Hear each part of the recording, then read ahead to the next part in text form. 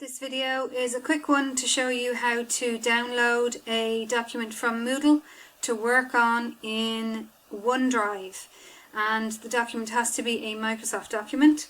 So for this example, I'm in Moodle. I'm going to a Word document. It can be this CV guide or it could be an assignment example. Let's just do that. So you might be given an assignment or a document to work on. That's it there. It is downloaded.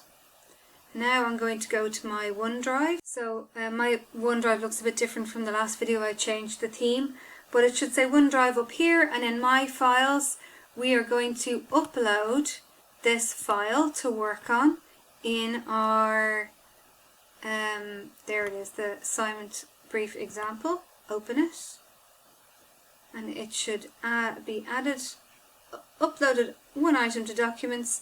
So now you can, here it is, click on it, read the assignment instructions, and now you can actually start working on it. Okay, just give it a second to load. There we go. So now you can start working away on it. Now if it is a protected document, it will say locked for editing or protected document.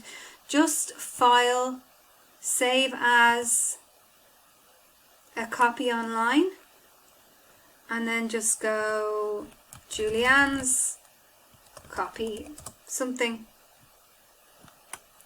different, just a different name, and then you'll be automatically given the rights to do what you like to that document.